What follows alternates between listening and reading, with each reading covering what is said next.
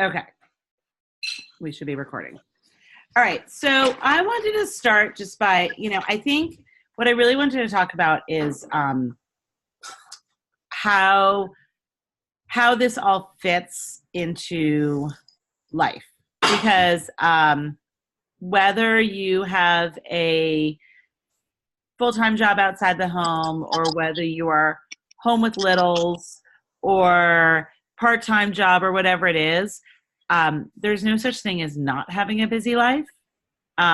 It's always crazy for everybody, and it's kind of always going to be crazy. It's kind of the same thing that we say, I think, when we talk to our challengers, and they're concerned about how they're going to fit it in and time, and we talk to them about how time it's crazy. Like, it's so hard to find time, but it's always going to be that way. So you can't really wait for there to be more time, because odds are there's not going to be. I mean, I'd love to think that someday life is going to be quieter and simpler, but it hasn't happened yet, so I'm still waiting.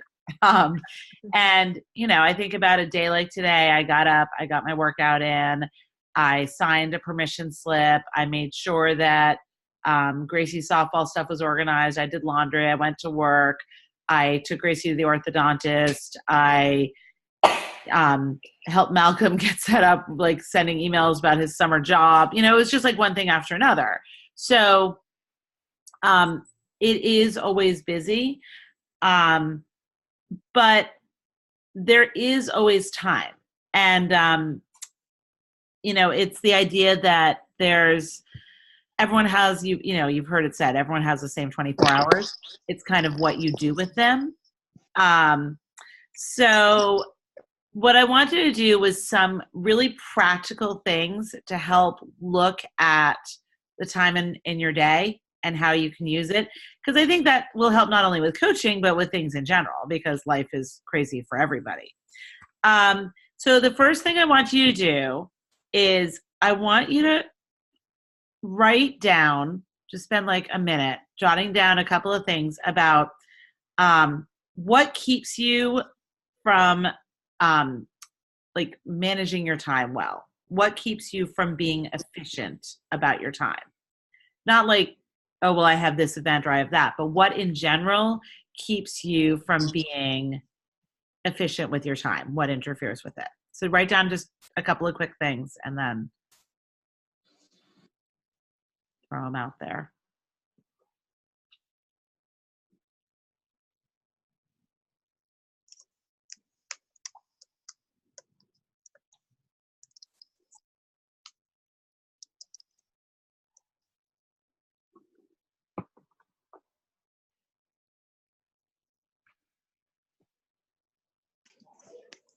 All right, so just throw out real quick couple of things that are on your list of things that interfere overall with managing time efficiently.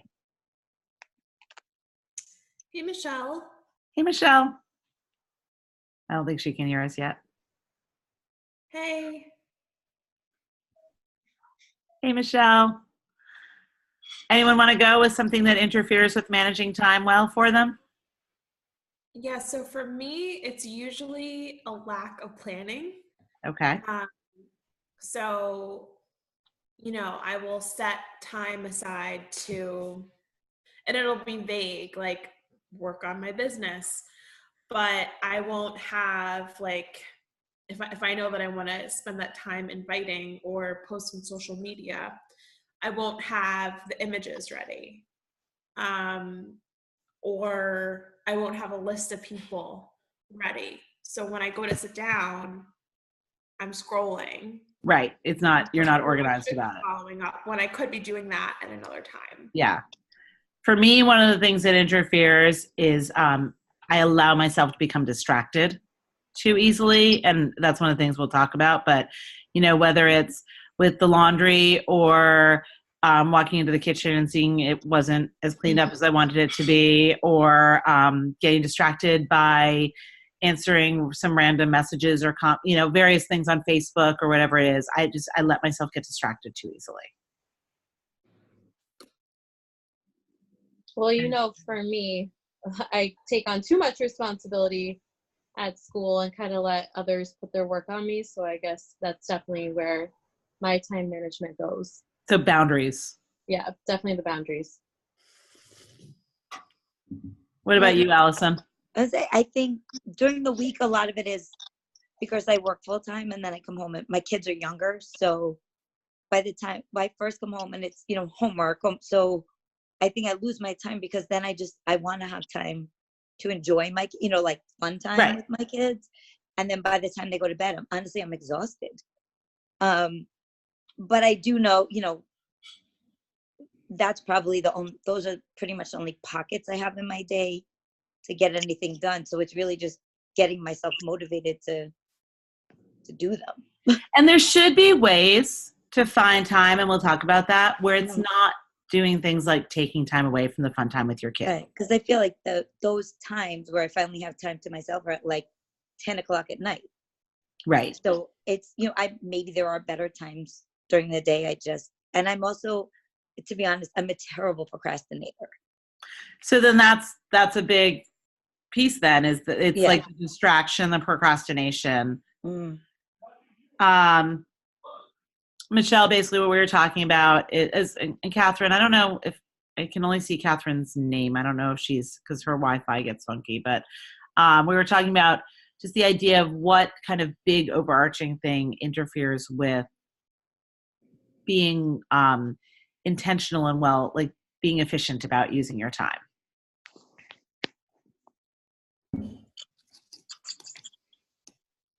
All right.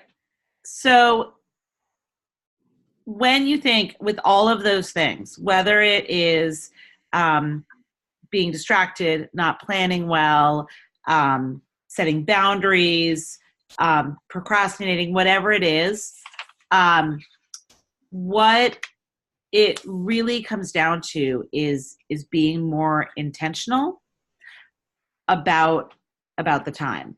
And there are, the first place you need to start is by finding time, and then the second place is how you use that time that you find.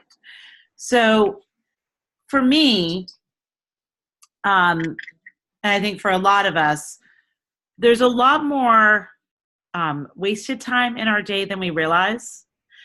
And some of that time can be planned ahead and some of it can't. When I was watching a number of videos years ago on Bonnie Engel, one of the top coaches, and I've heard this said since then, she talked about the idea of logging your day the way you'd have a food journal, where you really logged everything in your day, including the 5 minutes over and over and over that you find yourself scrolling on social media. It actually, cut you off, but Rachel Hollis also talks about that. Yes, I know. Yes, in her new book. Yes, she said she said the exact same thing. And I did this a few years ago. As part of a training, I was leading a training for the team.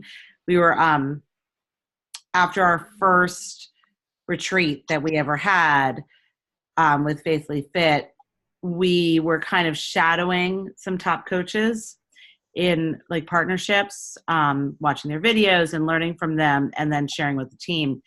And so I was doing Bonnie Engel, and as part of that, I tried to put into effect some of her tools like that about time management.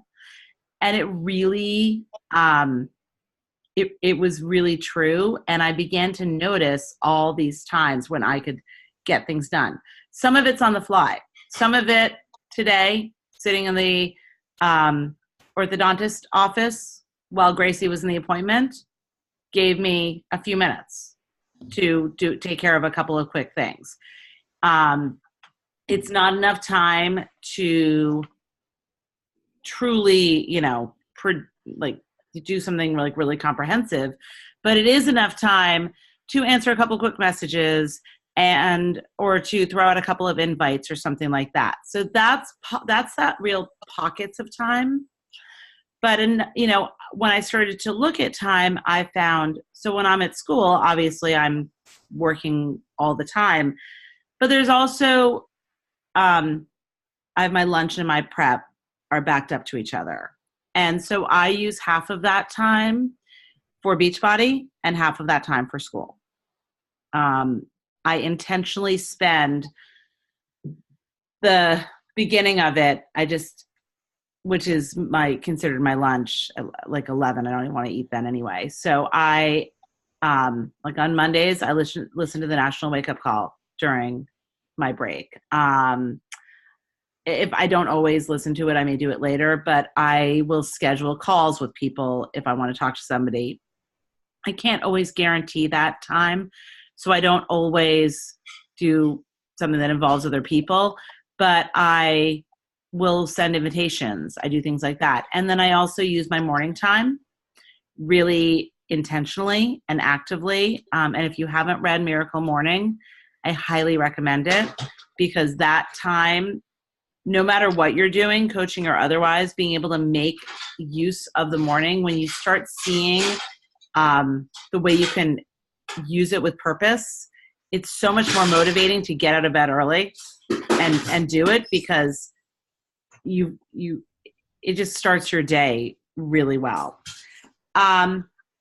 Take a second and write down 3 times in your day that you think you could find time. It doesn't have to be an hour of time, but where you think, okay, when I look at my day in the big picture, whether it's early in the morning if you haven't been getting up, if it's in the middle of the day that you typically have a window, if it's, while your kids are doing homework, if you're sitting and kind of working alongside them.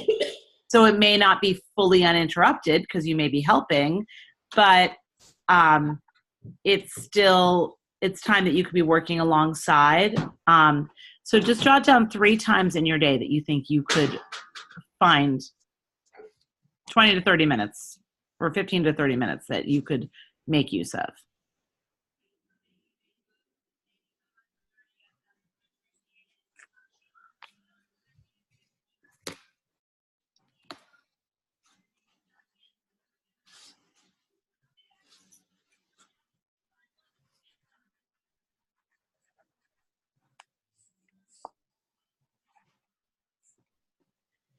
And some of it may feel like an I don't know. The lunch thing for me felt like I don't know how well that'll work.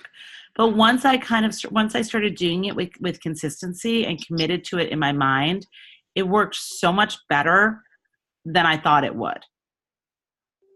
So some of it is being willing to experiment with it.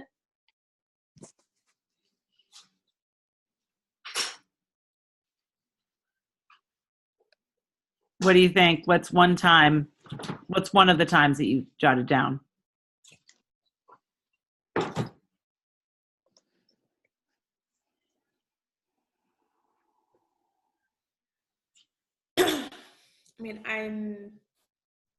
For me, I think the night before, like setting my schedule for the next day. And because even if I wake up early, if I get sucked into a black hole like social media, it's still a waste of time.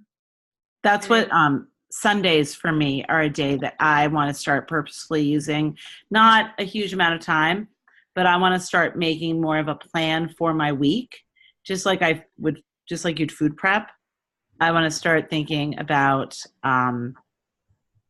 on Sunday, maybe I'm thinking out what my posts are going to look like for like a little bit of a map of that, or even planning out how many invitations, like what are my goals for the week? How many people am I inviting on a daily basis, or on certain days? Because a lot of the things that we do, we don't have to do there's certain things we need to do every day.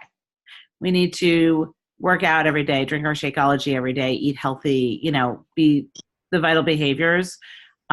We should be posting on social media once a day. I mean, if you post more, not stories, like a regular post. If you post more, that's fine, but you should be getting something every day. It doesn't need to be about Beachbody every day. It shouldn't be. It should be about different things. And maybe you're There are days that it's going to have absolutely nothing to do at all with nutrition and fitness. It may be about lifestyle. It may be about coaching. It may be about, for me, sometimes it's about teaching. It may be about my kids. It could be lots of different things, but you should be doing that and your stories. And then the other stuff can be managed. And there's the things like the personal development, like that we do solely for, we do it for everybody else, but it's also really for ourselves. I listen, one of the pockets of time I found is that I use my car ride now to listen to personal development. Or I listen to Caleb and sing along. I'm listening to Rachel Hollis in the car right now. And I was listening to Chasing the Lion, but I actually just ordered it because I'm going to use it because it's more spiritual. I'm going to use that as part of my morning routine. And because I think I want to read it in paper instead of listen. Allison, were you able to find any time that seemed like? Yeah. I think like what you said, I guess when my kids do their homework, I could work alongside them and still help. And then I was trying to think about work. It's hard. No one needs to listen to my whole life story, but I work in a very small school, so we're not unionized or protected by, so my prep period, and I have 2 jobs. So I teach a class and I also do another job. And a lot of times meetings get scheduled for me, like during my lunch or but the kids leave by like 3:15 and we're contracted to be there till 4. There are times when I'm usually there after. There are times when I'm just sitting there in space because I just can't think about school anymore. So I can try to work it, even if it's 20 minutes. I probably can try to get it in between that 3 and 4. And then I'm also not distracted by, my own children because I'm just in my classroom by myself. That's great.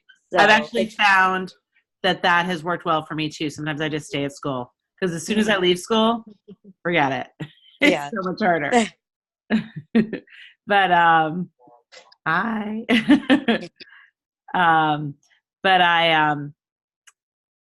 think that's great too. Those sound like great times. And as I said, some of it, a lot of this it's a work in progress always. Right. But when you start by saying, okay, here's some times that I can start trying, then you try it. If it's working, awesome. If you need to tweak it, you tweak it. But it's a place to begin because I think it's really easy to keep saying, I don't have time. Yeah. And yet it's like pushing play for the first time. It's really easy to keep saying, I don't have time for it. So it's a matter of, starting to do it. So then the next thing is then how you use that time. And that's where it comes down to being organized, being intentional. And there are a few things that you can do that can really help that. One of the things that I really want to do on a regular basis that I'm going to start doing, both on Sundays as part of my planning, but also that I want to do each day, is I really want to do a brain dump of both Beachbody things and everything else. So meaning I just sit down and I just write down all the things that I'm thinking I need to get done either in the week or the next day. So maybe before I go to sleep at night, I'm just going to brain dump. And then I'm going to prioritize because my list is always going to be way longer than what I can actually finish in every aspect of my life. It's going to be huge. It goes for teaching too. I'm not going to laminate and create 19 different centers overnight. I have to be realistic about what I can accomplish. So I'm going to prioritize and I'm going to pick 3 things in kind of regular day-to-day life that I want to make sure to accomplish in the day. It may be making that doctor's appointment, or it may be getting to the grocery store. Who knows? It could, any one of the 9 million things. And then 3 things that I'm going to make sure that I accomplish for coaching.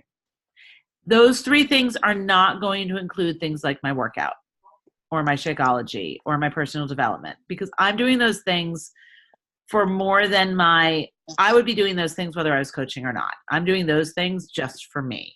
And certainly they help me be a better coach, but coaching or not, if I decided tomorrow I wasn't going to coach, I wouldn't give those things up. So those are things that are more about being an active sharing coach. Maybe I'm going to make sure that I'm going to dig in and find a few recipes or quotes. Maybe I'm going to do that one day. I'm going to say I'm going to invite 15 people, because honestly, if I have a good, quick thing to send out, I can invite 15 people in a matter of minutes. It doesn't take that long. And,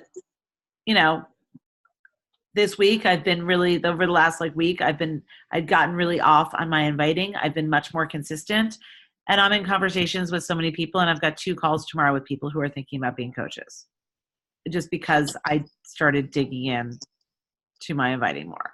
So I'm going to pick for each day, I'm going to do that brain dump, and I'm going to pick 3 things for each that are important. And make sure that I have those, star them. And if I get to more things, great. If I find I have more time, awesome. But if I know at the end of the day that I've accomplished just those things, then I know it's been a productive day. And I can give myself grace for all the other things I didn't get done, because nobody can get everything done. And I think when we have too many things staring us in the face, we don't do as much because we're overwhelmed. By deciding what I'm going to do, I'm also going to be better planned. So if I decide tomorrow I'm going to craft certain posts, then I've already got in my head what I'm doing, and maybe I'm scouting out images, or maybe that's going to be part of what I'm doing that day. I'm ahead of the game because I'm already focusing my thinking on what needs to be done. And then I'm also going to be using we used to call it the BAT, but the success tracker. Because that is, when I look at, and I don't know if you guys are using it, but when I look at the tracker, there's a lot, if I did everything, 20 minutes initiating connections and adding followers, 10 minutes for social media posts, 25 minutes for all new likes, comments, or views, 15 minutes. I don't necessarily always have, sometimes looking at those chunks of time can seem very overwhelming. But if I choose that, one day I'm inviting, I'm going to invite 20 people, and then I'm going to, for me, things like responding to the likes, responding to the comments on a post, that's something I do over time. I don't do, for me, I don't do that all at once. That's the kind of thing I may do when I'm in the doctor's office. Or, this morning when my class was rehearsing for their show and the music teachers are in charge and I'm really not doing anything except making sure that there's no chaos breaking loose, I was actually able to pull out my phone and do a couple quick things. I don't do that when I'm in the classroom with the kids, but when I'm sitting in the auditorium and somebody else is in charge of my kids, I can do it. But if I'm not tracking, then I'm starting over every time. I'm trying to remember who I contacted. I'm trying to remember what I've done. And then I'm wasting time because I'm trying to do all of that. So instead of inviting more people, I'm going, wait, did I actually, leafing through, looking for names. I'm going through my notebook. When I know I want to follow up, I can go back to my binder and just go to okay, so who did I contact last week? What were my notes? Now I know exactly who I'm contacting this week and who I'm following up with. I don't need to flip back. I mean, I've got a lot of notebooks, and I've definitely jotted a lot of names in those notebooks as they've come into my mind. But that list of people that I am reaching out to and starting conversations with or inviting or whatever it is that I'm doing, if I have a tracker for that, I am saving myself so many minutes that add up to hours of flipping through old notebooks looking for names. I just want to see who here, and this is not to shame anyone, I'm just looking for honesty, who is doing some kind of tracking right now when it comes to their business activities, when it comes to the workout, they're inviting people to freemiums or starting conversations or adding people to Instagram. Is anyone tracking yet? If you're not, it's totally fine. We want to help you. That's why we're on the call. So I think, well, okay, let me take a step back. Who would like to start tracking, but doesn't really know how to begin? I feel like I'm always on top of the surface when it comes to tracking. Like I will start like inviting some people, but then I won't wind up like following through with it. And, you know, the same thing goes for like my food and my nutrition. Like I will start tracking it, but then I think I can take like a mental note in my mind. And I say, oh, okay, I can start tracking it in my mind. And then I kind of like fall off the wagon with that. And then I just get all confused and messed up with everything. Like I'm not a tracker when it comes to like pen and paper, because like I am not the type of person to look back into my notebook. And I just feel like that is a problem for me. So I guess I would say like I'm, you know, not really tracking like who I invite, or even when it comes to like tracking my nutrition progress. So like I start off as tracking, but then I will, you know, kind of fall off of doing that. So I think that most people who have really grown in the business will say that the times that they've seen the most growth are when they were tracking. And when they went back to tracking after not, they started to notice that they were doing so much less. It's kind of like when you're whether you're doing 2B or containers, when you like if you're doing containers and you really like get lazy about it, and because we all just start eyeballing, and that portion gets bigger and bigger and bigger over time, and you go back to using the container, you're like, oh wow, oh my gosh, I was eating so much more than I realized. Totally thought I had that under control, and I really didn't. Or with 2B, when you stop writing down all those bites, you know, and then you start, you're like, oh wow, okay. Or if you have that piece of chocolate or whatnot and everything, and it's like, okay, I had one piece of chocolate, 2 pieces of chocolate, and I won't track because I'm like, oh, it's just 1 or 2. Right. Not realizing, hey, you know what? It's going to add up into something more because I'm not tracking it. I'm mind tracking it, you know. And that's the thing. It's being mindful and it's being intentional. So it can feel like, I mean, I think part of it is shifting your mindset about doing the tracking, like writing down the people, and it can feel like an exercise that's almost wasting time, but it's actually, I think, the opposite. What you start to realize is that it's actually saving you time.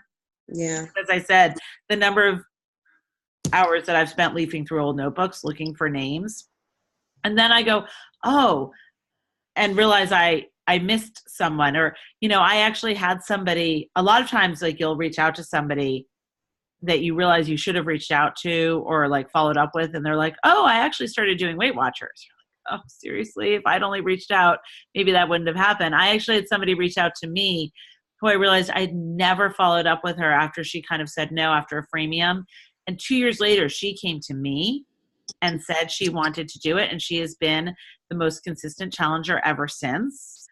I'm like that was just luck that she came back to me. I mean, that was her following my social media and seeing, but it wasn't because I took any action. It was she just happened to do it. To that point too, I mean, when someone says to me they can't right now because they're moving and they have a lot of expenses, I continue the conversation and I find out when the move date is, or if they know they want to start before a wedding or before a big event, I put it in my calendar. I am not the best pen and paper person either. I only use pen and paper to look at my my week overview. I put everything on Google Sheet because then I'm a control find person. So if I want to follow up with people that I invited, to challenge groups or to this freemium or whatever, I do a control find and I'm following up with them.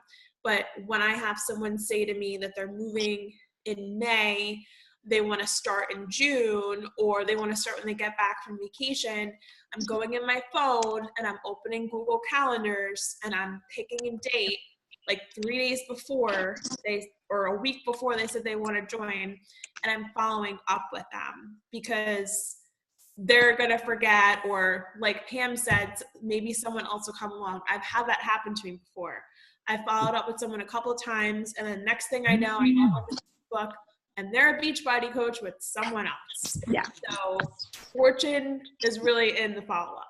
It really is. And I think Amanda's point of you do it to find what works for you. So, this is a great system, but you have to, if you try to do something that doesn't work for you, that doesn't mesh with who you are, you're not going to be successful with it. You're going to stop doing it. So you do have to find what works for you. And some people are pencil and paper. Some people love binders. Some people are about the calendar. You have to figure it out.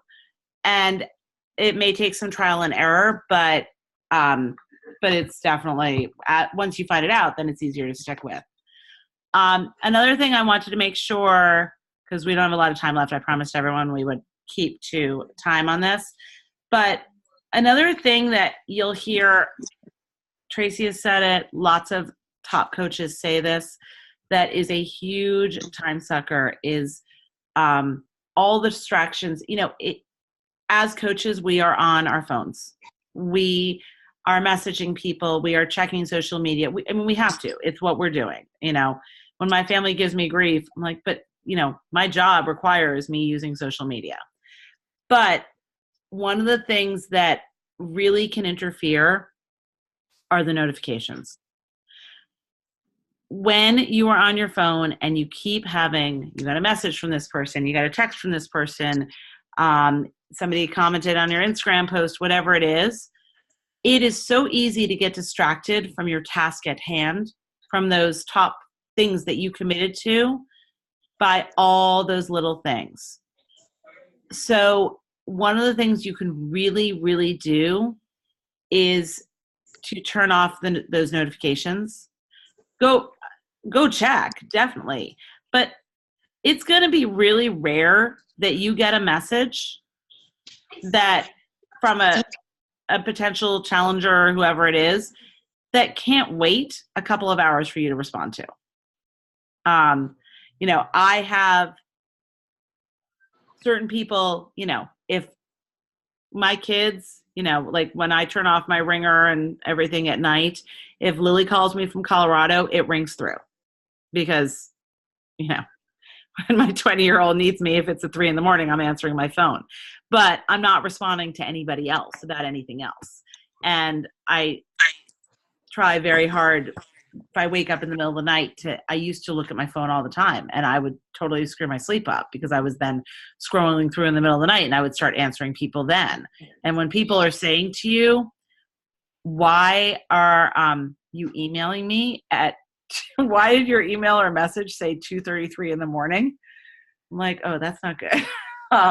So you need to find ways to shut off the notifications, to shut the social media out when you need to. When you get up in the morning and if you're going to do Miracle Morning and you're doing your workout,